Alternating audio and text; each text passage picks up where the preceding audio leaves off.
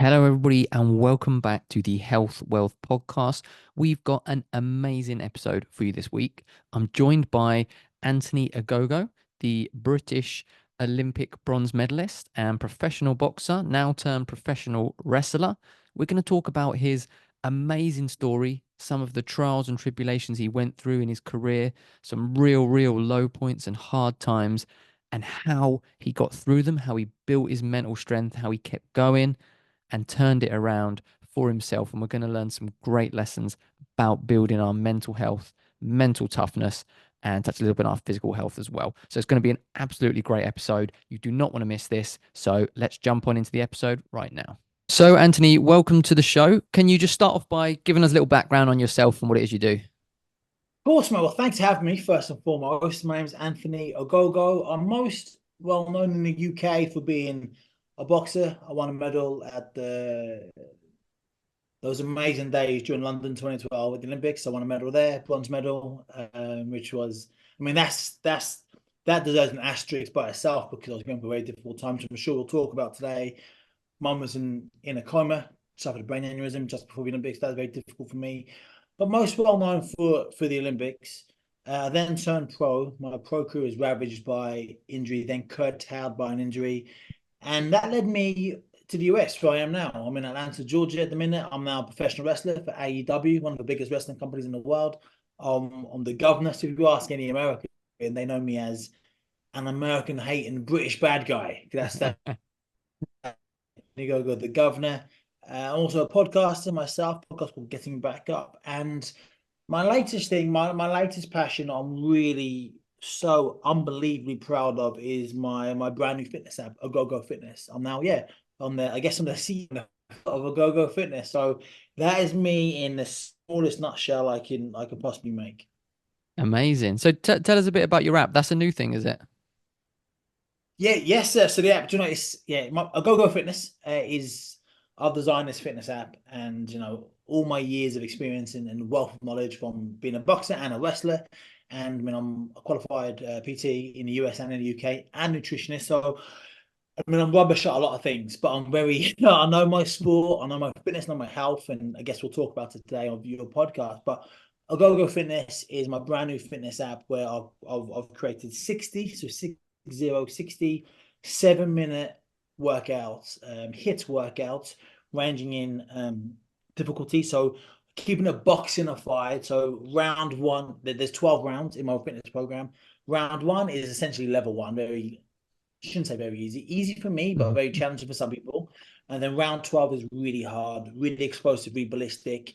So there's 12 rounds, 12 levels. Each round has 5 workouts. We have a full body workout, an upper body workout, a lower body workout, an ab workout, and a boxing themed workout. When I say boxing themed, it's not teach people to become boxers. It is mixing press ups and punches, burpees and punches. We'd be throwing punching, and what the punching does, I mean, scientifically proven exercise promotes physical and mental fitness, physical and mental health. But not just that, punching does. I mean, it doesn't matter if you're 8 or 80. If you're in a bad mood, if you ball your fist up and punch the cushion on your sofa, after 20 seconds of that, guess what? You're not. You're a little bit better. You're less peed off. So yeah, and that's my fitness app. It's incredibly dear to me. I've worked so hard on the last 18 months. I'm launching right now. So whenever you release this podcast, I'm launching right now. As well as that, I've heavily invested in the mental fitness side of things. Now, in this podcast, we might talk about my mental challenges, the emotional challenges I've faced in my life. So because of that, there's an absolute epidemic of mental health crisis in the world, right, especially the Western world. So I've heavily invested in the mental fitness side of the app. I've got a doctor of psychology, an Oxford educated doctor of psychology on my app teaching thinking and the way the mind works. I've got anxiety coaches, life coaches, therapists, counselors, breath work facilitators on my app, helping people improve their mental fitness, as well as me and my workouts, improving the physical fitness. I've got 1,000 meals on the app, healthy, nutritious, delicious meals. And I guess the USP, they're sending, and these are all 7-minute workouts, short, sharp, get in, get out. And for me, the thing I'm most the USP on my app is the custom workout builder. And Ryan, you're thinking, what's the custom workout builder? I can hear you say it, Ryan. The custom workout builder is you can create your own 7-minute workout. So, like in Spotify, you can create your own playlist of all the songs. The custom workout builder is basically the same thing, but with exercises. So you can pick, and I've recorded 94 exercises, but more are getting added every single day. So right now, the 94 exercises I've recorded, round one exercises up to round 12, varying in difficulty, full body, boxing centric, sit up, abs, upper body, lower body. You won't believe this. So you can create your own 7-minute workout. You can pick a minute each, different workouts. I'll ask you a question, Ryan. How many different combinations of workouts do you think you can create in 7 minutes from the pre-recorded exercises? Oh, must be a lot. I'm gonna go to 1,000. Good guess. Actually, that's a terrible guess. That's not Okay. yeah, the answer is you can create over 2 billion. That's million with a B. 2 billion different combinations of workouts you can create from the pre-recorded workouts. And I'm adding more. If I'm adding Wakanda punches, which is a really cool exercise, kind of like star jumps, but we're punching at the same time. I'm adding them. I'm adding some more boxing or fight exercises this week. So that 2 billion is going to jump up. So yeah, I mean, this is for anybody who wants to get fitter. All those people, the main reason people don't work out is because one, they haven't got the time. 7 minutes. It's 420 seconds. Anybody can find that time, right? The next person, they don't know what to do. Copy me. I'm on a screen. I'm on every single workout telling you what to do, motivating you, encouraging you, pushing you to become your best. And like I said, with the physical fitness, with the mental fitness, and you can do this at home. No equipment is required. All you need is yourself and the desire to want to get better. And yeah, I'm really proud. And and again, the best thing is $9.99. It's super cheap for a year. It's $69.99, so super super cheap. And because I'm launching this thing right now, a little special bonus for you, all your listeners. If you sign up right now, I'm giving a 30% discount. 30% discount. If you type in launch 30, LAUNCH, launch 30 when you buy the app, you get a 30% discount, not for a month, not for 2 months, not for a year. You get a 30% discount forever. Every single month or year you're part of the app. So rather than £9.99, it's £6.99. Rather than £69, it's £48 for the year. With all these, and I'm adding new content all the time. So to buy the app, hopefully I've sold on the app now, and hopefully you want to go check it out. And there's also a 7-day free trial. So go to the app, 7-day free trial. So if you don't like it, just cancel. But I'm sure you're gonna love it. 7-day free trial. It's ogogofitness.com, OGOGO fitness.com, and you download the app from my website. The reason why it's not on App Store or Google Play is because those cheeky scoundrels, they take a massive percentage from Yeah. you. And I wanted this to be affordable. I wanted this to be for single parents and for CEOs. People like my mom who raised 5 kids on her own, she couldn't afford a gym membership, but she probably could afford $6.99 a month. So I wanted to keep this really affordable. So go to ogogofitness.com and join you for a free 7-day trial. And within 90 days, I mean, I guarantee your life is going to be changed. And I'm really passionate. As you can hear for the last few minutes, I'm very passionate about what I've created. Yeah, that's amazing. That's amazing. I love that, you pointed out there that the 7-minute workout, I find the biggest excuse people have is not having that time. So I think that's brilliant. You obviously had that in mind when you did it. And I love that it's a holistic look. Like you said, you've got the breath work and the mental side, and that's an important part people often miss. So yeah, I think that sounds absolutely amazing. Thank you, sir. And do you know what? The mental side, like, well, we may talk about it. I didn't win a gold at the Olympics. And my mum was in hospital in a coma. We thought she was going to die. So the Olympics, which should have been the best time of my life, was the worst time of my life. I then went and turned pro, and I was on the cusp of becoming world champion and winning, achieving all my dreams. And then I'm now blind in my left eye, and there's a big bit around that. But I took a bad punch. I had 9 surgeries on my eye over 3 years to try and get back in the boxing ring. I lost my career, my passion, my identity. I was in a mental health crisis. So on and 1 in 2 people this year will suffer from mental health disorder. One this year, 1 in 2, so half of us are going to suffer from. So it's really important, it goes hand in hand with the physical. You can be the strongest, most resilient person from the neck down, but if you're weak or thought not weak, if you're unfit mentally, then you're going to struggle. Doesn't matter how fit you are. So it's all in encompassing. It's all mixed in, and yeah, that's why I wanted to go heavy on it in that side of things as I have done, because it's really important, And no, thank you. I'm really proud. I've worked really hard, and Audrey Hepburn had a quote. Last thing I'll say on that before we get into like my story. Audrey Hepburn had a quote, and I heard this ages ago, and it didn't resonate because one of those things where when we go through things in life, you like watching a movie. You watch a movie, it's a good movie. You watch it 5 years later, you're 5 years more developed in life. Things tick, things hit you. You didn't kind of catch the first time because now you've gone through it. I had read this quote, and she said she got to an age in her life where she realized she had two hands, one hand to help herself and one hand to help others. And that's very much where I am in my life now. I mean, I boxed and I've done wrestling for me, and it was great and kind of selfish really. And you kind of get to a level of happiness when you do things just for yourself. But when you give back, when you help others, and when I get messages from people saying, "Oh my goodness, like I've lost this much weight, or I feel much better. I've got an ab now. I've got an ab." It's like that makes you feel amazing. And I lied. The last thing I will say about the 7 minutes, most people see it and go, 7 minutes? What can I do in 7 minutes? The results I've had, unbelievable. Like go onto the app and check out the testimonials. Sorry, testimonials. That's cool. That's not testimonials. It's yeah, the results I had are phenomenal because it's not so much about time; it's what you do in that time, and then what you do in a 7 minute workout. When you work hard in a 7 minute workout, first thing in the morning, you push yourself to do it. The result, the benefits you get from that 7 minute is going to echo for the rest of the day. When you're working, the biscuit lady comes down, do you want a biscuit? You're more inclined to say, I'm good, rather than if you don't do it, you're gonna have that kick out or you're gonna have that whatever it is. So yeah, man, I'm really chuffed. I'm looking forward to getting out there. So launch 30, take advantage of his really generous offer that I'm delivering.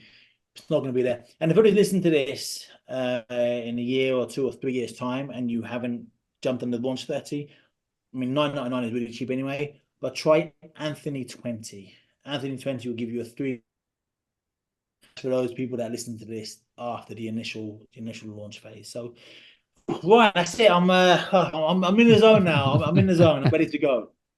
Ready to go. Yeah, no, that's amazing. It sounds absolutely brilliant. I encourage everyone to check that out. That sounds good. And I love that you've got those added bits in. Most fitness apps are just fitness. So to have those other bits in to take care of, health comes as a whole package. That's what we try and preach here. So I think that's absolutely amazing. So let's learn a little bit more about you as well, then, the man behind it. So obviously you said about the most notable thing was maybe the Olympics, but obviously that for you, it actually wasn't a very smooth ride at all. From the outside, it might have looked like it was. So talk us through a little bit of that and how you had to deal with those struggles. I mean, Robert McCracken, who was a Team GB, is the Team GB head coach, the performance director on the boxing squad, said that my medal was the hardest fought Olympic medal ever won by a British athlete. Now, he's been around for many, many, many Olympic cycles. And he wasn't just a boxer athlete because he knew the struggles I got to even qualify. Now, I know we want to keep us about 45 minutes this podcast to an hour maybe.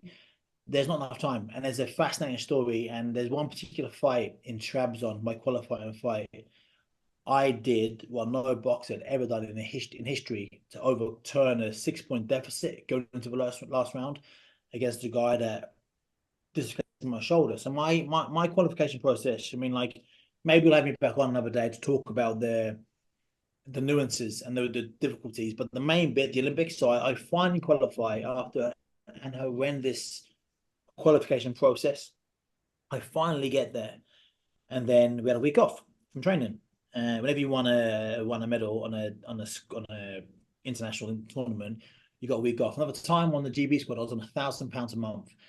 And I mean, I thought I was loaded because I was skinned. I come from a poor family, single parent, 5 kids. I mean, like £1,000 a month. I mean, goodness me, right? So, but the week off, we were in Sheffield every week. We were in Sheffield every single week, but none on the GB squad. We traveled the world, training camps in Kazakhstan and Azerbaijan and in the Ukraine, and it was hard. It was a hard way to earn a living, right? But young and hungry and with a dream to try to attain.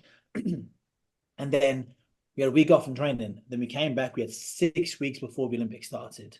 So I had a week off from home, and I was an Olympian. after a horrendous journey, I was going to be an Olympian. And then went back to Sheffield on a Monday, 5 weeks before my first fight. On the Tuesday, I trained on a Monday night. On the Tuesday morning, we did a run, was one track run, and I got went back to my hotel room. I was stretching my legs, and my sister called me at 20 past 8 in the morning. I was like, "That was strange to get a call from my sister at 20 past 8 in the morning." And I answered it, and she was panicking, panicking, panicking. She went, "Get home now. Mum's about to die." And I made a jumped in the car, flew home. Went to hospital and I walked in and the doctor said, he said, are my mum next of kin? He said, "Are you Mr. Ogogo?" I said, "Yes." He took me to a little side room and he explained what happened. She had a really bad bleed at the back of her brain on the left side, in short. And he said, this is a young doctor, junior doctor, and this is a thorough comment, right? He just said, nothing else can be done. So the only place that could do something was Addenbrooke's in Cambridge.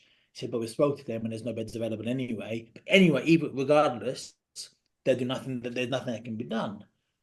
So I said to him very calmly, I said, "Thank you. Can you please send her to Addenbrooke's? I'll just send her. Let them have a look." He went to me, "Did you not hear me?" He said, "I can't because there's no beds. But even if I did send her, nothing can be done." I asked again, still politely, but a bit firmer this time. And I'm a 23-year-old kid, right? I don't really know which way is up. I'm still kind of figuring life out. And I said, "No, can you?" He said to me, "No." I asked him a third time, even more firmly. And he kind of firmly said, "No." I don't know what I said. I don't know what I did. A red mist came. No, I didn't do anything bad, but I don't know what the room. He told me to wait, then left the room. And he could have been gone for a minute, could have been 40. I don't know because it was just a.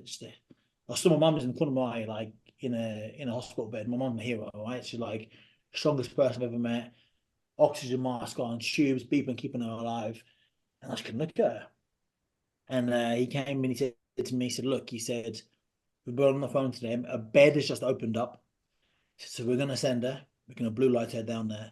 But please don't get your hopes up. Nothing can be done." So thank you very much. I left. So they blew the her to Edinburgh. So I jumped in my car. I followed behind. And it was a day, it's 2012, June. It was the day, June 19th. England played Italy in the Euros and they lost our penalties that day. And I listened to it in the car. I didn't do anything. It was a crazy, crazy day. Went there. They operated straight away and they induced her into a coma. She was in that coma for weeks and weeks, all throughout the Olympic Games. So I was with my even before Airbnbs, I was in just a regular B&B in Cambridge, just around the corner, seeing every single day. And the Olympics have gone from being the most important thing in my life to being just they didn't factor into my life. Like there's no way I was going to do the Olympic Games. And then a month's gone by, and my sisters and my then girlfriend said to me, "Oh, look, you've got to do the Olympics." So when mum gets better, now none of us thought she was going to get better at this point. But when mum gets better, they said she's going to feel awful knowing that you pulled out because of her. Like that's going to kill her. So they're guilt tripping me. And I put the right reasons. And I had this choice to make. Do I go to London and never see my mum again? Because at any point she could just slip or they could pull the plug, whatever. Or do I stay and be a good son to her and a good brother to my sisters? And then I missed the Olympics and I regretted the rest of my life. So I went. So I said I went. So I went back to Sheffield. We had 1 week of training left in Sheffield. We had a family and friends day. So everybody else had their family and friends there watching us train for the last day. It was Tuesday, and opening ceremony was that Friday. It was the last bit of hard training we were doing. So it was a Tuesday. We went to London that Thursday, Friday. The days were a blur. Then the open ceremony was the following Thursday, Friday. So it was the last hard session we were doing. And I sparred for Fred Evans. He was a really good fighter. He got silver in London. And his family were around the ring, and they're like really hyped for him. I hadn't thrown a punch in a month. I hadn't done anything. And gone for one. I'd lost weight. I was a big middleweight. I had to work really hard to keep my weight down low. And I'd gone down 2 or 3 kilos below the middleweight limit, which is unprecedented for a boxer to do, be underweight. I wasn't eating, I was sick of worry. And I threw a sloppy jab, first punch I threw, and he slipped out, bang, body shot, and he broke my rib. And even now, when I tell the story, when I do my talks, I invite somebody from the front row to come touch my rib here. It still pokes out. It dislocated here. It's got a big bobble here. Shouldn't be there. And this one's nice and smooth. And I didn't heal properly, obviously, and because I was boxing. And I sat on the ring apron after that spar, and I sweat a lot when I train. So the sweat and the grease was kind of masquerading in my tears. My shoulders were kind of bobbing. I was sad. Then Robert McCracken comes over to me, the head coach, and I've never told him this. He tried to give me a pep talk. He basically said, "Look, in life, as a man, you gotta like just basically get on with it, right?" But he tried his best, right? But basically, what he said was, when he used to train Carl Froch, former world boxing champion, he said when Carl Froch fought for the world title that morning, Rob's mother collapsed, and I knew this story. I read it. I knew it. I was a boxing geek. He said, and I had a choice: do I go with her or do I take Carl to the world title? He took Carl to the world title. Carl became world champion that day, and he went on to make millions of pounds with it. So basically, what he was saying was, got to kind of get on with it, right?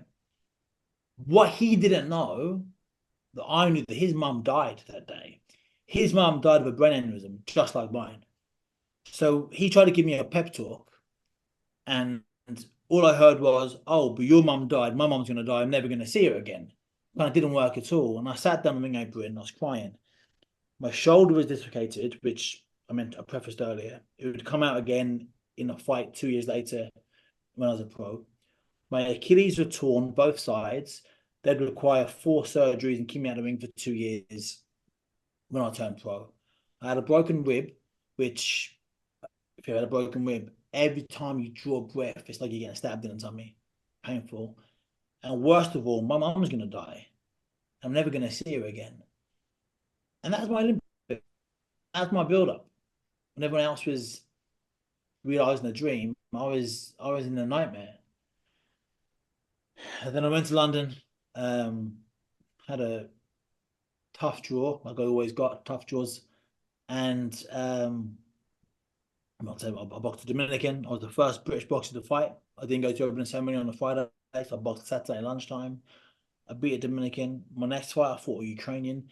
And there's a whole hour talk around this Ukrainian fight, and I'll blitz this to get to your questions. But not, in short, nobody gave me a chance of beating this Ukrainian, to the point when the draw is done, you're told it's like a tennis draw, the names either side, and you can see the journey to the final. And I fought a Dominican on the first day, so I didn't get the bye. I had to fox the first day. The Ukrainian got the bye. No, he got the day off. I fight. And they said to me, "You got the Dominican." I said, "Right." And then the team manager, who read the draw out, he did this. He went, "You got the Dominican. And if you beat him, you got the Ukrainian, right?" And I thought, "You bastard, you fucker." That inhaler breath, Mm. automatic. Didn't know he did it. Had no idea he did it. I heard every millisecond of that. I heard it. And that inhaler breath meant, but at least you're an Olympian. At least you've got the tracksuit, because there's no way you're beating this Ukrainian. Even with a fit, healthy body, let alone damaged shoulder, I can't throw uppercuts or hooks, let alone I was getting injections in almost daily to numb the pain, let alone the Achilles, which meant every single time I moved in a ring, my Achilles would essentially tearing more and more. And my mum was in hospital. I wasn't sleeping, I wasn't eating, I was weak, I hadn't trained for a month. And as I mentioned, there's a whole hour talk around this Ukrainian fight, and I beat him in the most incredible match in, I believe, I'm a bit biased, but I beat him in the most incredible match, I believe, in Olympic Games history. Never been done before in Olympics. The score was 18-18. There was a count back, 52-52. Never been done before, ever. And I was awarded the winner, to the point where there's not even a protocol. When there's a double count back, which mine was, there's no protocol. So the referee was like, "What do I do?" And he asked every judge around the ring who won. All 5 judges said I won. So I got to go through to the next round. I boxed a German, big strong German. I beat him comfortably enough. Then in the semi-final, I lost to the Brazilian, and this hurt me. And I mentioned this very earlier. Like, I struggled with not winning the gold medal. I lost to a Brazilian, and the Dominican, German, Ukrainian had all beaten that Brazilian the previous 12 months. They'd all beaten him. They were all better than him. I was better than him. But by the time I got to semi-final, I beat the Ukrainian, the world number one, the world champion, right? He was a shoo-in for the gold medal. I beat him, right? Nobody by the time I got to the semi-final, I was just, I'm sorry to swear, but I was just fucked. Like physically, emotionally, I had nothing. And I had nothing. And this Brazilian hit me. And the Ukrainian was the hardest puncher I ever shared a ring with. Goodness me, he punched so hard. He punched me so hard, I had my guard like this. He punched me through my guard. I blocked on my forearm, and my leg still wobbled. And the referee gave me a count. This Ukrainian was a monster. This Brazilian, compared to him, was like a kid.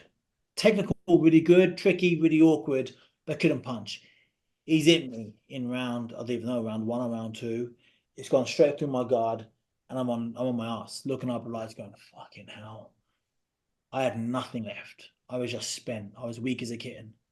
It's like I'd spent 3 days in a sauna, and I got out and I had nothing. Couldn't even lift my arms up. And I tried my best, and I kept punching to the very end, which was I knew I wasn't going to win because like I couldn't even catch him for like a shot because I was so weak.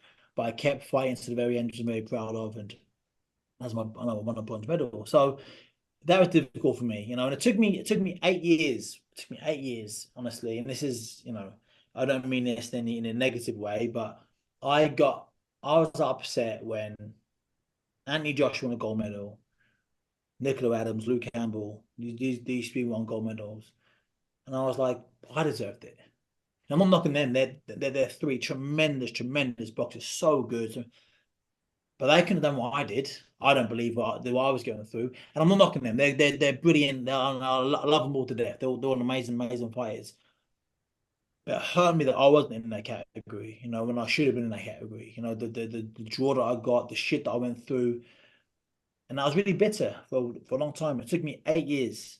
And it's a really mad story. As that talk. I went to, I think I spoke to McVitie's as the company, like the headquarters of McVitie's. I think it's McVitie's company. And I was doing my talk, and that's what it was. I did them in the afternoon. I did a school in the afternoon, primary school, and two talks in one day. And I was talking, and the dawning of my achievement kind of dawned on me. I've done my talk 100 times by this point. I've done my talk over, and I mentioned to you earlier, like you go through things in life, and different things kind of hit. I've done my talk over and over again to different people. And I was like, oh yeah, people, I liked it. I smiled and go off, right? But then don't know what happened this particular day. I did my talk twice, and it just hit me. There's a lady crying, an adult crying in the front row because her mum had just passed away. And I was talking about my mum, and she was struck. She was obviously remembering. She said to me, "How did you do it? I have no idea how you did it." And the kids was always happy, and they got my pulled medal out, and they were all happy and excited. It took me 8 years for me to realize, wow, like what an Olympic medal, regardless of the color, was an unbelievable achievement. But additionally to what I went through as well in a build up and during, wow, I mean, I should be very incredibly proud, and I am. So that was as short, Ryan, as I could have kept the answer. But basically, I mentioned at the beginning, an asterisk could be but next to my Olympic medal because Nelson Mandela, I haven't said this quote for a while, so I might mess it up. But Mandela once said, "Do not judge me by my successes. Judge me by the many times I fell down and got back up again." So it's not about the bronze medal, although it's an amazing achievement. It's about all the times I fell down and got back up again and still got that bronze medal in the end. So that's my story in a nutshell. Yeah. Wow. I mean, that's insane. Like you said, I mean, a bronze medal is an amazing achievement. There's a very small amount of people in the world that have won a bronze medal in anything, but to do it in those circumstances is, yeah, that's crazy. I'm glad that you eventually did kind of appreciate how big of an achievement that is, because that's ridiculous. No one from the outside would have had any. I had no idea. Like I remember the Olympics. I remember seeing you there, and think that none of us would have had any idea what you were going through to achieve that. That's absolutely insane. What what you touched on it a bit, but what was actually, if you even remember, what kind of things were actually going through your head? What was keeping you going in that time? Because it must have been hard to even focus on anything. I felt like I had to. Do you know what? I mean, like, good question. Now, when you've got to sit and think about the answer, done how many interviews I've done, you've got to sit and think about an answer for a minute. And it's a good question. What kept me going? In short, I don't know. I don't know. I don't recall the Olympics that well. That's before social media really took off. So I wasn't doing that many videos. I wasn't in a great place in my life. I didn't want to really remember it. That's a difficult thing. I didn't want to remember the Olympics really. It was the best and the worst time of my life. So it was really strange. I don't know. I don't know. I met people. I met athletes that I can't even remember meeting, like big ones as well. I can't have that. Don't recall talking to them. Yeah. I said, yeah, yeah, we had this chat. We had that chat. I was like, oh yeah, did in the cafeteria? Did we? I have no idea. And I pretend I remember, right? And then I met Michael Richards once. And Michael Richards was like, oh, I remember from Olympics. I was like, yeah, yeah, yeah. Then he texted me a picture. Like, I remember we were all together, and I was like, oh wow, I did hang out with all you lot. I remember. I don't remember. But how do I get through? I don't know, man. I don't know. It's day by day, and I think that's the Mm. thing about when you're going through tough times. It's day by day. It's moment by moment. It's fight by fight. I was actually sneaking out. I used to sneak out the Olympics to go out of the village to drive to Cambridge to see my mum at night time and get back in the village before 6 a.m. So the coaches didn't even know. They must have known, but like that was one. It was difficult, mate. And it was kind of moment by moment, fight by fight. I remember that like so some of my sisters would come to watch me fight, some would stay at home with my mum. Obviously they've all got families as well, and they're all like all young mothers at the time, so we're kind of figuring that out. And I remember seeing them so happy when I'd win. There's a picture of my sister. She's celebrating over the top, but to the point where like I'm scared she's gonna fall over the railing up high in the rafters. And it was like almost I was doing it for them. The excitement that I brought them. It was nice to take their mind off something else going on other than my mum being really unwell. So yeah, it was how they get through it. I think it's just day by day, like moment by moment. Do the next best thing. Do the next thing you got to do to make the best decision you can under what you have, and it's you keep doing that, and eventually you get to the boxing match. The boxing match, right? Box 2 days time, and I'm 2 kilos over my weight. Oh, well, actually, I wasn't after the Olympics. I wasn't eating that much, but normally I'd go put my sweatsuit on, go for a skip for a little bit, drain some sweat out, go to a sauna, stretch, relax, and then get some sleep. Then I wake up, and now I'm a kilo under my weight. I can have some breakfast. So it's every few hours. What's the next best thing you can do? Is it gonna favor me to do that? Is it gonna favor me to go and watch the athletics if I'm fighting tomorrow, or is it gonna favor me to go back to my room and read a book or watch a movie or switch off? It's just making the right decisions at the right time. I think that's all you can do, really. Yeah, I think that's great advice for anyone going through a hard time is just concentrate on the next step. But there's an old parable, and I might not remember it exactly, but things that horse and his boy are in the really thick woods, and the boy turns to the horse and he says, I can't see the way out. And the horse says, well, can you see your next step? He says, yeah. He says, well, just take that. And I think that's great advice. You just got to break it down and take it a step at a time, definitely to keep going. And obviously, you've touched on as well. You've had all that mental struggle. You've had to get through that, and then when you turn pro, you were then hit again with injuries and a struggle there, which you've had to deal with as well. So, do you think that perhaps some of what you went through originally, building that mental toughness with the Olympics, do you think that helped you to deal then with what happened in your Oh, pro career? 100%, mate. And if I about my pro career, I know we haven't got time to go into it because that's a whole. You think the Olympics is random or random mad? The pro career you couldn't make it up. Like you could not make it up. Right? Injuries, injuries, injuries. One point I was out for a whole year of my Achilles, two surgeries on both ankles, four surgeries in together out for a whole year. My first fight back, I boxed over in Germany, out for literally from July 2014 to July 2015. My first fight back, I boxed a tough Ukrainian. My and I it's weird. I've got a bit of a pill of regret because like I look back and go, they gave me six opponents to box. They suggested six opponents, and they were all rubbish. And I don't want to box them. Like I trained so hard and I believed in myself so much. I'd missed so much time. I wanted to become world champion last week, so I was in a rush, and they gave me and I said nah. I was like, and they sent me on the sixth opponent. It was a Ukrainian versus a Dutch guy, and the Dutch guy they wanted me to fight the Dutch guy got beat. And he'll be great, perfect for you. First fight back in a year, he'll be great for you to box. And the Dutch guy lost, and the Ukrainian guy won. And I went, what about the Ukrainian guy? And they went, no, he's like knocked out 10. He had a really good record. I think Ruslan Shelev was his name. Ruslan Shelev. Tough, strong, resilient. And I went, I want to fight him. And they were like, he's like on the cusp of European level. He's not a comeback fight after a year off. I'm on a boxing. And I demanded to fight him. Right? And they were like, "Ah, okay." I come back, round one, I jab his head off. Because I'd worked so hard to get back. I don't want to get back and beat up a bum. What am I going to get from that? I want to get challenge myself. And I was going to, I believed I was going to beat him and knock him out anyway. Come around one, jab, I jabbed his head off. In round two, I threw a right hand. It slipped off his head, my shoulder popped out. Now I've got to fight this tough Ukrainian that's a winner. He's not a pushover, he's a winner with one arm. I had to put my elbow on my knee after round two and wiggle it back in the socket using my knee and I had to fight. And I had a stranger in my corner because my coach then couldn't do my corner for whatever reason. So I had his brother, who's also a boxing coach, but I didn't know him, in my corner giving me instructions and on the fight night with my shoulder dislocated. I'm in a massive panic. My first fight back in a year, it was a nightmare. And that was my career. I came back after 10 months. There's Strictly Come Dancing in between that. I came back after 10 months.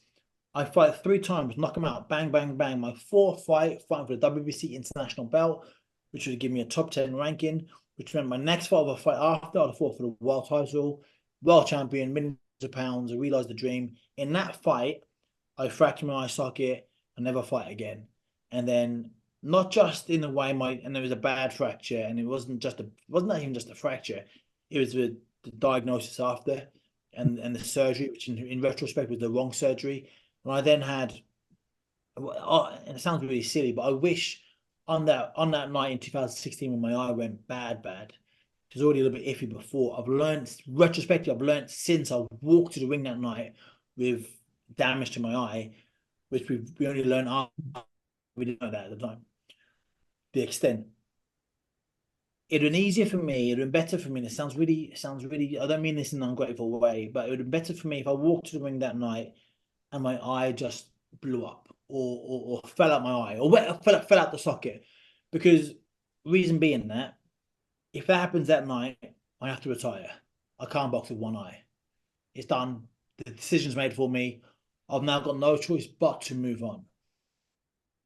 So where my eye was at that point, it was really bad. It was damaged. The socket was shattered. The muscle was trapped in the socket. It was a really bad injury, and it's really hard to diagnose. And the team that are meant to be the best in the world done a very dubious decision, which in retrospect was well, I can't talk about this legally because I'll get in trouble. But basically, they fucked my eye up basically, and then I had an injection in my eye, and the injection damaged the nerve, which has led to the permanent paralysis of my eye. So now my eye, I've got barely 20% vision in my left eye. But not just that, it moves at a much different speed to my right eye. So I always get double vision. But the left eye is better. So my right eye is really good, thank God. No touch wood, it stays good. But the left eye is the bad one. So it's bad vision quality, and it moves really slow, which sometimes it'd be easier if I had no vision in my left eye, if it's totally blind, because at least then I've got one vision and I see things clearly. With two vision, I get a little, my depth perception comes in and out because my left eye is, you need two eyes to work together to get good depth perception. When only one's working, you don't know if this microphone where it is. It's everywhere is like, it's a bit of a guess essentially. So my vision, the point I'm making is going around the houses of saying it is like my vision was bad. And every surgery, I had 9 surgeries in 3 years to try and get back. Every surgery was damaged a little bit worse, a little bit worse, got a little bit worse. But it was always there. It was always like it felt like in touching distance for me. And I was going for it. And every time I had something happen, it would get further and further away. If I'd have just lost my eyesight completely, if my eyeball just fell out of my head completely, then my decision is made. And now those 3 years I spent trying to get back in the ring, spending every penny I ever earned in boxing on expensive surgeries to get back in the ring, I'd have been forced to move on and do something else. So there were 3 really difficult years where I wanted something so bad, and no matter how much I fought and scratched and clawed for it, it was just too far out of reach. Until I finally sparred. It was early March 2019, after 9 surgeries. In one sparring session, I took one punch to the eye. The eye regressed from 3 surgeries before.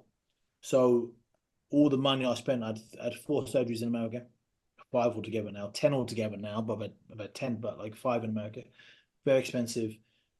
The 3 previous surgeries, my vision went back to the way it was before that. sold at 20 for almost 70 grand I spent on those three surgeries alone, gone in one punch. And never came back because it was damaged to such a degree with the nerve damage. And that's when I knew I had to retire. I had no choice but to retire. Yeah, real difficult, hard 3 years of my life that I'll never get back. However, I believe that everything we go through in life is a little building block of resilience. And I worried actually. I had a psychologist at the time. I said to him, remember, I've got to keep going back to the I remember saying this. I've got to keep going back to the well every single time I need some like the well of perseverance, the well of resilience. I keep going back to it. I was like, I'm worried at some point it's going to dry out. He went to me, no, yeah, that's not how it works. He said, when you keep going back to it, don't see it as you're taking away, you're adding to it. Rather than taking away from a well, you're adding to a house. And they'll eventually become a fortress. Every time you go through some shit, don't just go through it, grow through it. And you're growing your fortress, your fortress of resilience. And when I changed that perspective, it's like, okay, cool. When bad things happen, I'm ready for it. I don't want it to happen. When it happens, I'm ready for it. And because I've got this fortress behind me that I know I can overcome shit. So that's the way I personally perceive it. Yeah, that's brilliant. I think again, it's absolute spot on advice. I think for people is you always have a choice, don't you? No matter whether it's a good thing happening to you, a bad thing happening to you, you have a choice in how you view it and how you take it. And you've taken those struggles and you've turned them into a positive. You've learned from them, and it's built a stronger person. So I think there's always that choice, and you obviously have made the right one. And I know, especially for sport, I know a lot of sports people when their career comes to an end, they find it quite hard to deal with. And so obviously you had it almost double with having it constantly taken away and almost given back. So when it did kind of end in terms of your boxing career, what was it that then took you into the wrestling you do now? Was that just by chance? Was there a little thing where things turned for you and you kind of found that? Before I'll come on to that in a minute. I mean, I'll be remiss if I didn't say that. I found it hard. I struggled, and it's when you go through stuff, I'm getting goosebumps saying this. It's hard to look for the positive sometimes. And there's some times where I remember watching. I couldn't watch boxing when I first. Well, I Mm, struggled to now, if I'm honest. I mean, I can now, obviously, but like, I found it really hard. I found it hard watching people. I'd say living out my dream, like it was mine, right? And I kind of like winning my medals, winning my belts, like they are mine. They were never mine, but in my head they are mine. I remember watching people that I believed I was better than, really really good boxer, but I believe I was better than, go and become a world champions, and fighting for the world title and earning loads of money. And I'm skint. I had to sell my car, I had to remortgage my house to pay for surgeries that didn't work. I'm thinking, how is that? Like, where's the positive in this? And it was hard. And do you know why it took? And this is, I didn't want to get too morbid today, but it took my best mate, one of my bestest mates in the world, dying at 30 years old of bladder cancer, for me to go, oh bloody hell! I mean, yeah, like what I've gone through is a bit rubbish, but Chapo's not here anymore, and he's 30, never had a house, never only passed his test a year and a half ago, never really had a long-term misses, like never really got a go in life. And it got taken away from him in a really cruel way. And it took that to happen. Not to happen, not to happen to me, to happen to Chapo and his family and our friendship group. For me to go, oh, okay. I mean, like I've got to really stop sulking now because it could be a lot worse, and I think that's when you put it into real perspective. Yes, I can't fight, and I'm not a world champion, not Olympic champion, but I've got two arms. I've got a really, other than my eye, I've got a really healthy body. I can go and do anything, anything I want to do. I can go and give it a go at the very least. Some people haven't got that chance. When you perspective is everything. Perspective is yeah. real, and when I learned that later than I if I than I really should have. I think I should learn it earlier. But when one learns that, one lives a better life, happier, more fulfilled, grateful life. How the wrestling come about? I'd always been a massive wrestling fan, and in short, when I retired, it was March 11th, 2019, and I've been a boxer for 18 years, and yeah, I was really going to struggle, and I did struggle because what a lot of athletes do, and what I did, they wrap up their identity to what they do, and I was always Anthony Ogogo, the boxer. And Anthony Ogogo, the boxer, had been to Buckingham Palace 3 times, been to Downing Street twice, had gone to school assembly. I was the boxer. Well, and I like that. I like that the aura that comes with that. And on this particular day, I wasn't a boxer anymore. And for the first time in 18 years, I was no longer a boxer. And I sat there talking to the journalist, and I had big cartoon-like tears in my eyes, and I was about to cry. And he said, "You're still a young man. What's next?" And I'd always been a wrestling fan since I was a kid. I'd always been a wrestling fan. I had. But I remember on the tube driving in, like, into the office that day to do the announcement. I I was watching something, the clip of The Rock from years ago, and I said, purely to make myself laugh, so I didn't cry. I went, I don't know. I've always liked wrestling. I might become a wrestler. I chuckled to myself, and I didn't cry, and we moved on. And then, long story short, 2 days later, I reached out by WWE, and they'd seen my retirement, and they asked me if I wanted to fly to Orlando for a tryout. And I was like, okay. And I went there, did a tryout, and then I spoke to AEW that just literally, this is like March 2019. Our first show is May 2019. We hadn't even had a show at this point. We were brand new, but made a massive buzz in the wrestling world. And being a wrestling fan, I knew exactly what was going on. I met Cody Rhodes, who was then in AEW. I met Tony Khan, the president. And yeah, I chose AEW, and I'm now, what's it, 5 years later, I'm a professional wrestler. A damn good one as well. And I'm really, it's been a shock to the system. It's very different inside than it seems outside. But it's hard work, but it's good fun, and I'm really enjoying it. Yeah, yeah, I can imagine it's behind the scenes is quite a bit different to what people see. Mm. But that's amazing, and amazing that you've found something still within sport for you to do as well, and to still be active in something that you love. Yes, yes, no. So it's a sport. It's really tough. It's what, for those that don't know wrestling and don't really understand it, it's really hard to. And this is not wrestling to a non-wrestling person, and I mean that because wrestling, the best way I can describe wrestling is this: it's a amalgamation of three things. It's like sport. It's like boxing or MMA, where we have world title belts, and it's presented way as a sport. You win, you lose, you win, you win a belt. We have different championships. It's like sport, but it's not really sport, you know. It's like theatre. It's like the West End. It's like Broadway, where we tell stories with our bodies, and there's a show, and people laugh and they cry and they get invested along the journey. But it's not really theatre, is it? You know, but then it's like EastEnders. It's a weekly episodic TV. So what we do this week, so next week we've got storylines. It's like we attack him. We do storylines, right? And there's repercussions. So it's kind of like EastEnders, but it's not EastEnders. But if you mix the three of them together, you have professional wrestling, and that's the great thing about professional wrestling. It's like people like combat sport. People like a war of attrition. Who's the best? And you get that from wrestling.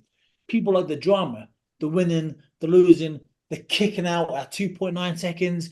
The disbelief on the face of the good guy or the bad guy. People like comic books. They like good versus bad. They like storylines. They like that. And it's that.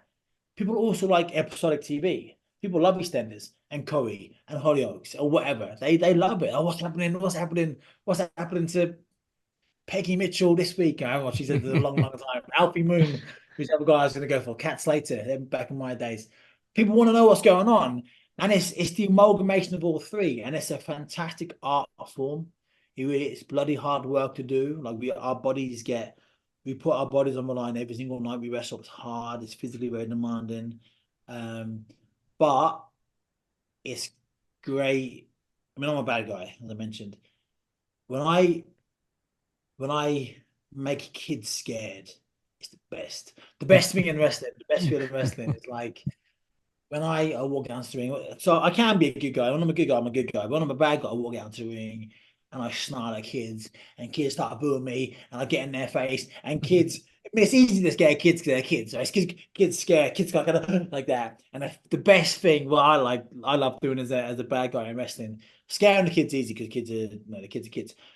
But then and the dad always chuckle. The dad's like, oh, it's only pretend kind of thing. But then I'll stare at the dad. when I was really scared of dad. Then I might mutter something at the dad. And then that realization when the dad goes, oh fuck. Like I thought this is fake. And when you can make a grown man go, wonder what's real and what's not, and you see a little bit of fear in his face, that's it. When you walk away, like a little smirk to myself, and go, I've got a dad. When you can get a dad, when you can get a ringside dad to think, oh my goodness, I'm a little bit scared now.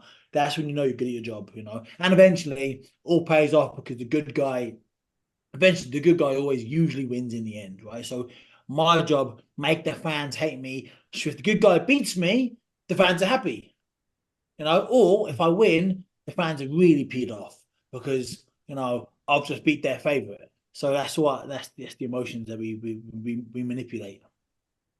That's amazing. It is, like you say, maybe that's why it appeals to so many people, is because it has that, as you say, it has different characteristics from so many things that people enjoy. And there's a good wrestling show should like honestly man, come watch me wrestle one day. It's super fun. Like you're not like you haven't got like obviously there's fans to go every single week, but everyone that I've brought to see me wrestle, all my like hardcore boxing fan. I took George Groves, former world champion, not some boxing. He loved it. Had the best time of his life. He loved it. He loved it. Singing the songs, getting involved. He loved it, right? And he's a hardcore old school boxer, right? A pugilist. Taking footballers, I've taken like family that aren't really into it. They have the best time because I don't know if it's the novelty factor, but it's just so entertaining. It's so funny. A good wrestling show has exciting stuff, has drama feel stuff. A good wrestling show has like comedic stuff, like there's some funny stuff. Like a good wrestling show ticks all the boxes, you know. So it's hard to come to a wrestling fan and not like something. Now, whether you come back again the next week, it's your choice. But I guarantee you come to a good wrestling show and you walk away with laughing or you'll feel something. You know, you'll feel something. Um, Listen, I've taken up a lot of your time. I don't want to take up too much more, but what what do you think are some of the maybe some of the most important lessons that you've learned throughout your career in building that mental toughness and learning to deal with these things that you could give to people? Simple thing. I heard a quote, and this I'll leave it open ended for people to kind of take their own. I hate it personally when people like ram things down your throat like I'm an idiot, like I can't take my own lessons. So someone said to me, remember, there's two things, right? The two things I'm gonna say. Um, Things aren't happening to you; they're happening for you, like for you to learn. There's always a lesson, as you mentioned, always a lesson you can learn. Why it's happened to you, happening for you, so you can go and do this. So you have the strength of character to go and do that, right?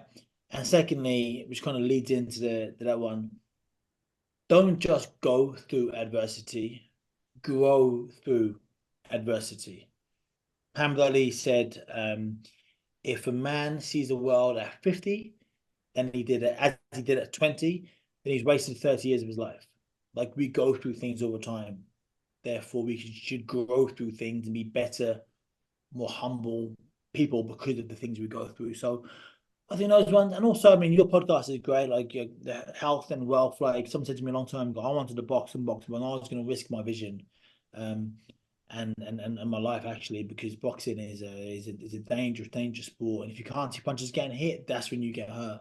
And I debated like just faking blagging the eye test or going to Luxembourg and getting a Luxembourg boxing license, and boxing under that where the medical requirements aren't as stringent as they are in the UK or in America. And your health is your wealth because if you're not healthy, you can't. Yeah, that's everything. It's everything. Now, the richest person on the planet, if you've got £10 million in the bank and you're riddled with diseases and illnesses, they'd give it all away to be skinned but able-bodied and free. And do you know what? Most people like that's the thing about life. It could be your dad, your uncle, your mom, your auntie, your elder. They tell you things. Oh, don't do this because, or do this because. Yeah, yeah, yeah, whatever. And then it happens to you. Then you go, oh, I wish I would have listened. I wish I would have. Oftentimes, you got to go through yourself to undertake that lesson. But oftentimes, people realize that their health is their wealth, but then it's too late. And by that point, it's too late. then they live with a pill of regret. And that's why, again, the Go Fitness, the app, like, just take agency, take ownership back on your life. And I don't want to get too conspiracy theoristy because people hear that, or everything. I did a TV show once called a Bear Grylls TV show in the no, Bear Grylls Celebrity Island.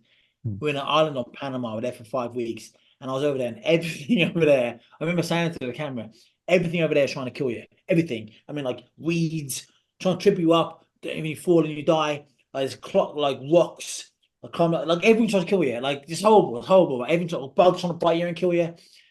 And I remember saying that to the camera, and it's just dawned on me. Everything in life's trying to kill you. The food that you eat now, the processed stuff people eat now is killing you. They put shit in it. The water, the crap they put in the water, everything trying to kill you. And it just is. And I live in the US. It's even worse over here. Like everything I eat over here is organic because I mean, it's just so bad. It's just so bad. People are way more unhealthy now. You think about it. We live in the 21st century. You think the things that we can do now. I'm in Atlanta, you're in England, we're having a talk. Every time you nod, that's happening right now. Speed of light stuff, right? It's unbelievable. So why on earth are we now way more unhealthy than we were 50 years ago when internet wasn't a thing, when the resources weren't at our fingertips? I can go on ChatGPT and find anything out in 3 seconds. You can do that even 20 years ago, 50 years, 100 years ago. So why are we so unhealthy now? Whoever they may be, they want us to be unhealthy. So we've got to take it upon ourselves. We take it upon ourselves, right, to look after the food we eat, the fluids that we drink, look at ingredients, look at stuff. I saw something recently. I don't want to go on too much, but this is not even fitness related. I saw something. I don't want to say the names and get myself or you in trouble, but a really famous suntan lotion company produced suntan lotion. Obviously, I can't think which one was. And in this suntan lotion, there's like a percentage of oh, I've got another thing on another one. I'll show you a more relevant one. It's not to have a lotion. Put this chemical in it, right? For whatever, I don't know what the reason is. I put a chemical in. Now I saw this on TikTok, and they showed me all the facts behind it as well. So it's all legit. This suntan lotion company is like a pharmaceutical company. The suntan lotion is like a small thing they do. The main thing they do is cancer treatment. And this stuff they put into this suntan lotion has been proven to lead to cancer. It causes cancer. So basically, in a really dumbed down dial version, this suntan lotion helps cause cancer. Now, the main thing that this company does, the main way they earn money, is cancer treatment. So it's like they're giving you cancer at 20 quid a bottle or whatever, because they're gonna give you stuff for $2,000. Do you imagine what I'm saying? And I'm not gonna go up now because I'm gonna knock over my lights. But basically I got let me go and get it. And this is what I mean about being aware of what you put into your body, because everything has potential to cause just obviously killing you is like an extreme, but like things like there's gluten intolerance is way higher now than ever was before. People have diseases way more prevalent than ever before. I got a electrolyte drink recently, and I was on the phone, I was on hold, and I was looking at the back, and I just noticed the back, and I read this, and I read, so I'm quite knowledgeable with stuff. I already read packets now, so I know what I'm eating. And I saw this, and basically, I don't know if you can see it, but like, I'll read it. It says, "Warning," and it's really small letters at the bottom of the packaging, so you'd kind of miss it. Warning: consuming this product can expose you to chemicals including arsenic, which is known to the state of California to cause cancer, and lead, which is known to the state of California to cause birth defects or other reproductive harm. For more info, go on this website. And I'm thinking, hang on, arsenic is like it's just what when I hear arsenic, I think of I've read it in the book once, women giving to their husbands to kill them, to poison them, right? That's what arsenic is, right? I'll give you arsenic. It's like rat poison. And I'm thinking in an electrolyte drink. and it can lead cause cancer and lead, and it's known to cause birth defects and other reproductive harm. Thinking, I don't want to consume that, even if it's just tiny, tiny, tiny, tiny, tiny amounts of it. I don't want to consume that. I'd much prefer, and I've done some more research. So now what I have, and there's 0 calories in this, that's right, and that's really get you. I'd rather have honey, organic honey, natural honey, and a little bit of salt. And that's what electrolyte is, basically. And I'm like, it's just being aware of that, Yeah. It's just being aware of that stuff because it's a minefield out there. And if you don't, and that's what my app does. My app helps teach people what they should and should be eating. It's not just a fitness app; it's fitness, mental fitness, like nutritional value is through the roof. Because who wants to drink arsenic? Not me for sure. No, absolutely not. You've completely hit the nail on the head of basically everything this podcast is about. We'd have to get you back for another episode to go into all of that because it's yeah, that's a lot of the stuff that we talk about is that you've got to take control of your health. Everything out there is trying to kill us and is poisoning us, as you say, so they can make more money. So yeah, absolutely, you've hit the nail on the head with that. I look forward to that. There's loads more we can go into, and I just want to reiterate one more time. So, Ogogo Fitness is my latest. ogofitness.com 7-day free trial, try it out, and I guarantee if you and then what I ask people to do is commit for 90 days. 90 days, don't miss a day, every single day, 90 days. And then 90 days, just watch how different your life is. And then it's like cleaning your teeth. I mean, people haven't got the time to work out, they say, or and the analogy, I like the cleaning teeth analogy because like no kid like wants to clean their teeth because they're kids. They want to do kid stuff. They want to do anything to get out cleaning their teeth. They spend more time getting out cleaning their teeth than it would take to just clean your teeth. But then they do it, it becomes a habit, an autonomous habit they do. Then when you get to an adult, it's like you can't imagine leaving the house without cleaning your teeth. Like you want to clean your teeth before you leave the house. Oh, you missed it. Go back in and clean your teeth. Same thing with exercise. And people haven't got the time. They make excuses to not do it. But after 90 days, and I've had this with my case studies and my research, when you say on day 91 had the day off, every single person who was a case study on the 91st day, they worked out because now they want it. They want the benefits. They become the adult who wants to clean their teeth because it's good for them. They understand that. So yeah, 90 days and watch how your life changes. But yeah, man, Yeah. I thank you so much for having me on, and I look forward to come back on again another time. Absolutely. Thank you so much for coming on. It's been an absolute pleasure. Thank you, everyone else, for listening. I highly encourage you to check out Anthony's app as well. It sounds absolutely amazing. It's going to help you get to your health and fitness goals. And we'll see you all again next week. And let's get optimal together.